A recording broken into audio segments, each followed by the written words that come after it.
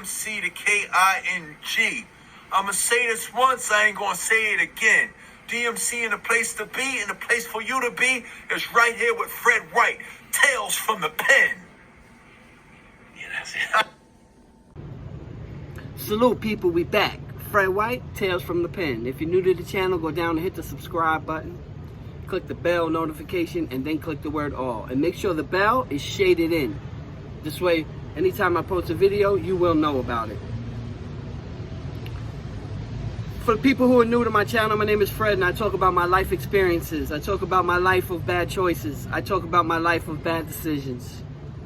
And I talk about the consequences of those bad decisions. And I do it to enlighten the youth. And I do it so these kids understand what negative choices, what comes with negative choices, and where negative choices lead you. So I left you guys off on my last story, a little bit about C-95. I had just got the C-95. And if you didn't see the last video, please go back and watch it. But in a small snippet, I rolled up in C-95 house from the adolescents. And I walk up in this house and I see a bunch of people in the day room. But one of them, he's up in the front of the TV, and he's got a homosexual on his lap. We call them birds. He had one of them on his lap, like it was his girl. So when I started asking around, yo, you know, I got to get on the phone, who I got to talk to? They're like, talk to Hap. Now I knew this guy Hap, he had a reputation already. I heard his name. I'm like, that's Hap? I'm like, who's Hap? They're like, that's Hap right there, sitting down.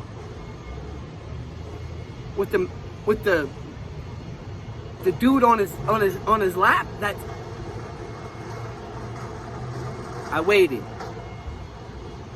a little while, whatever. He got up, so I called him. I said, yo, listen, you know, I hear that you running this or whatever, you running the phone or whatever I said. I said, I need to get on, man. I need to let my people know I just got here, just transferred over from the adolescents. I need to know I'm here with the adults now. So there was a couple dudes there that he had a little henchman crew. Two dudes was named Light. Two dudes. And another kid named Arnold. Right? They were like the main, there was a bunch of, but they were like the main one. So he was like, all right, yeah, no problem. He was like, yo, he told Arnold, yo, get him on the phone. Get my man on the phone, get him on the phone.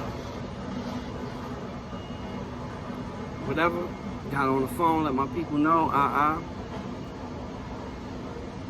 You know, so a few days go by, Hap leaves.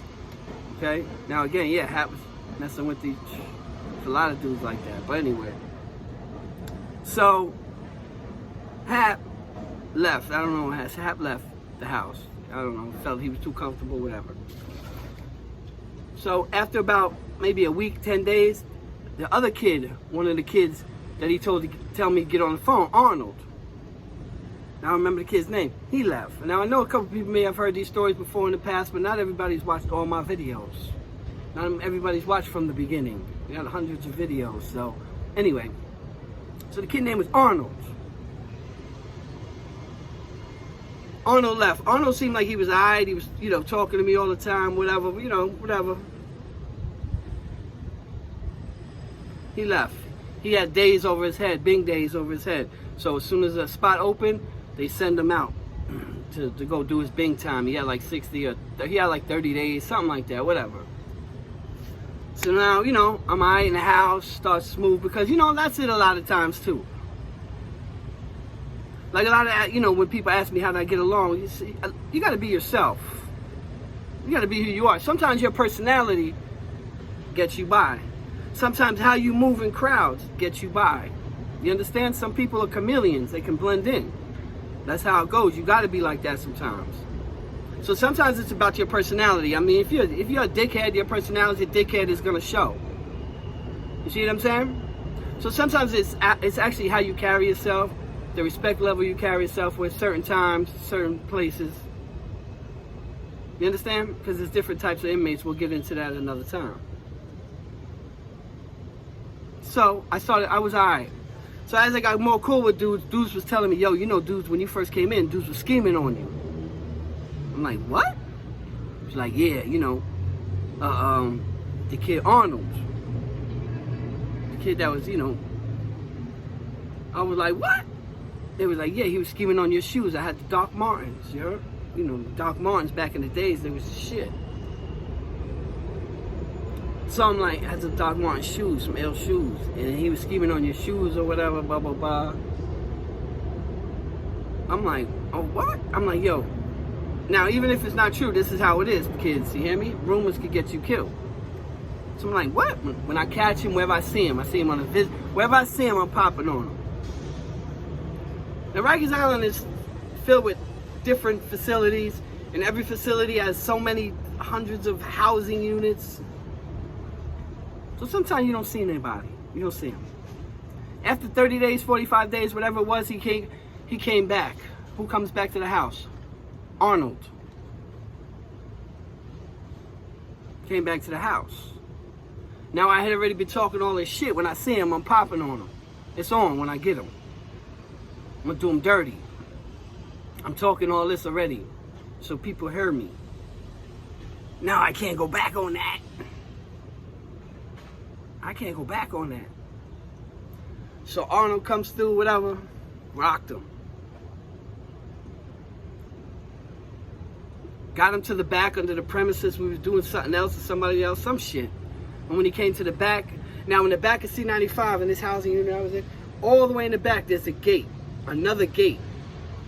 And beyond that gate there's only like 2 cells or something like that. Not really sure what that gate was built there for, but the gate was always open.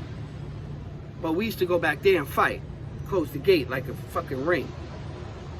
So I ended up going back there and I twisted the kid, I cut him.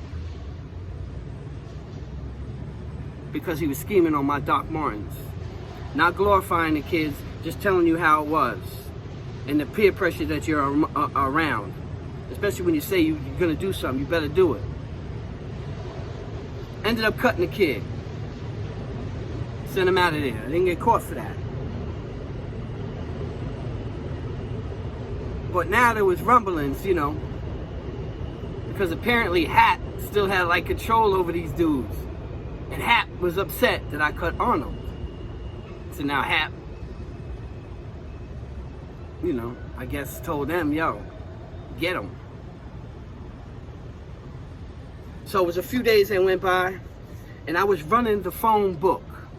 Now, they had a phone ledger where you actually had to sign the book, so you couldn't complain and say, these guys are not letting me get on the phone, right? So there was an actual book, and you had to sign it so that you couldn't say that you got just 6 minutes, because you were only allowed, you're supposed to get 6 minutes a day. And you were lucky if you got that. You understand? If you was nobody, you got that 6 minutes, if that. And you had to sign the fucking book. So this one kid came in, his name was G.I. Joe, won't forget it, he always wore fatigues. Joe acted up, whatever, and then Joe didn't want to sign the book. I was in charge of the book. You don't want to sign this book? I'm not signing shit. I punched Joe in his face. Bam! So dude, whatever happened, now dude's like, all right, yo, y'all go fight or whatever. Go down the hall, close the door, just like we did with Arnold. I go to start fighting Joe, all of a sudden dudes just start hitting me from behind. Boom, boom, boom, boom. Dudes start jumping me. I didn't even know where it was coming from. I thought I was alright in the house. That's how it goes. Things can turn on a dime. Dudes just start, beating me up a little bit, jumping me. They ain't really do much. They ain't bruise my face, they ain't cut me, they ain't do none of that. Could have, because I really didn't know it was coming. I was about to shoot the 5 with G.I. Joe. Yeah. But that's how it is, kids. You hear me? That's how the penitentiary life is. You just never know when it's coming, who you cool with. It was all, again, I was still young. I was just 19. So I'm still learning the ropes. But that's what happened in, all a short period of time in C-95.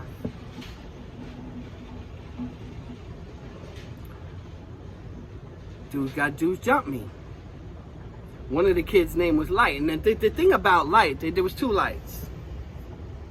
The thing about Light was, he went to law library. Light had a chain. Light got his chain snatched.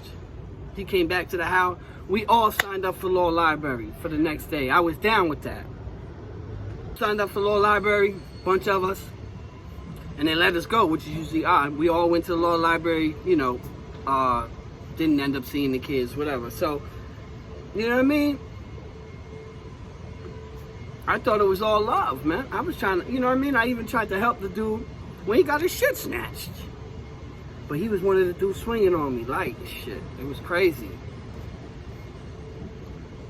Come to find out later, the other Light, I told you there was two, he was a rapist. Crazy. So, whatever. I go to another house, they get me up out of there. They sent me to the other side of the jail, like one of them 11 up or 12 up, one of them type shits. When I got there, my man Prince was there. And then, when dudes came back from court later, my man Tilo and Ito, those are my guys from C-94. They were there, and they were like, you know, pretty much running shit, you know what I'm saying? Like, it was all love, you know, and Tilo played ball. So we always used to play ball in C-74. So when I got there, he was like, yo! And it was all love, and the other dude saw, like, damn, who the fuck? It's white boy, because most people just assumed I was 100% white, because the way I look. And I never checked anybody, like, when dudes would be like, white boy, I wasn't like, I'm half Spanish too. Like, I look white is what it was. I identified with that. I was raised by the Irish side. I'm just saying. I never checked anybody that my father was Puerto Rican, my grandmother's from Ponce, Puerto Rico. I didn't, you know what I mean? I didn't speak Spanish. Only time Spanish was spoken, you know, when my grandmother got mad at me or something, she started speaking, mira. But I didn't, you know what I mean? So, who the fuck is this white boy? People would be looking. You understand? It was good in that house. Everything was straight. One day I'm in the slop sink. Boom, gates open, come through. I see, and he walked past, and guess who it was? Light. Yeah. When I was throwing punches, the one that got his chain robbed and I tried to help. Yeah. Light came past. Yeah. My turn. You want to hear what happened with me and Light? You want to hear the rest of the story? You already know. Part 3, coming. C-95. Now again, if you're new to my channel, I don't do any of this in the glorification kind of way. I need these kids to understand that this is the stuff that happens in the penitentiary. A place where you can die over rumors, even if it's not true. You can be assaulted just for rumors. I don't know if this kid really was scheming on my sneakers, my shoes. A couple people had told me that. Did I know it was true? I don't know. Am I going to go up to him and ask him, hey, were you scheming on my sneakers? What was I supposed to do? Right. In that environment, what was I supposed to do? But what I did. Do you understand? That's the only thing that's respected in that environment. Was it right? Probably not. No, it's grown men. No. But in that environment, that's what's right. That's what had to be done. Am I proud? No. But I'm telling you that this is the stuff that happens. This is the stuff that goes on. Kids, do you want to be a part of this? Is this the type of life you want to live? Where you got to worry about people that you thought was cool jumping the shit out you, beating you, kicking you on the floor that you thought was alright? That you thought you guys was good? Is this how you want to live your life? Not me.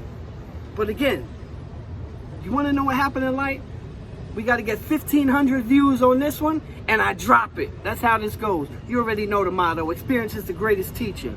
But somebody else's experience could be just as valuable if you pay attention and listen.